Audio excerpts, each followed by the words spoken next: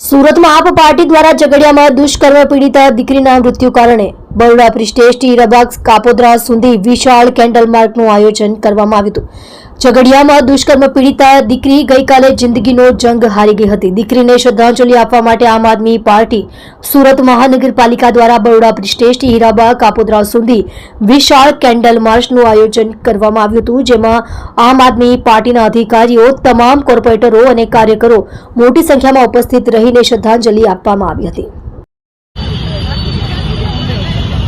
આજે સુરત શહેરના આમ આદમી પાર્ટીના સંગઠન દ્વારા આજે કેન્ડલ માર્ચ કાઢીને સરકાર પાસેથી ન્યાય માંગવાની અપેક્ષા રાખીએ છીએ, ન્યાયની અપેક્ષા રાખીએ છીએ।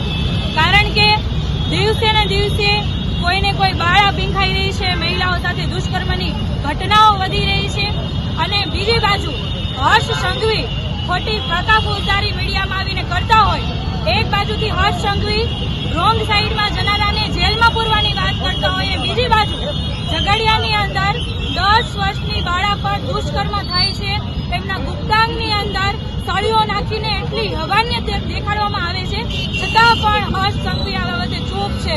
ભાજપનો મહિલા મોરચો ચૂપ છે, ભાજપના તમામ નેતાઓ ચૂપ છે।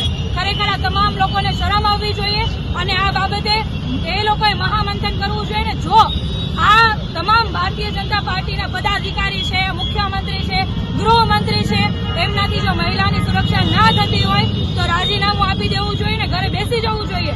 કારણ કે આવી જે ઘટના બને છે એ ઘટના જેના ઉપર વીતે એને ખબર હોય, બળાત્કાર જે દીકરી ઉપર થતો હોય, જે મહિલા ઉપર થતો હોય એની પીડા એ જ જાણતી હોય, પરંતુ આ જે કહેવાય ને કે મૂંગી અને બેરી સરકારની અંદર બેઠેલા ગૃહમંત્રી એટલે કે હર્ષ સંઘવી એમને તો કઈ પડી જ નથી, એવી રીતના લોકોની વચ્ચે ફોજદારી કરતા હોય। આમ આદમી પાર્ટી તરીકે અમે માંગ કરીએ છીએ કે જો તમે આ દીકરીને ન્યાય ના અપાવી શકતા હોય, દિવસે ને દિવસે જે બળાત્કારના કેસો વધી રહ્યા છે, વાર્ષિક જો જોવા જઈએ સર્વેના આધારે તો 600 થી પણ વધુ મહિલાઓ સાથે દુષ્કર્મની ફરિયાદો નોંધાઈ છે।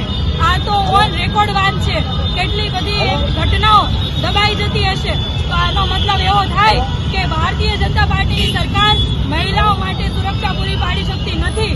એના માટે માનનીય હર્ષ સંઘવીજીએ રાજીનામું આપી દેવું જોઈએ।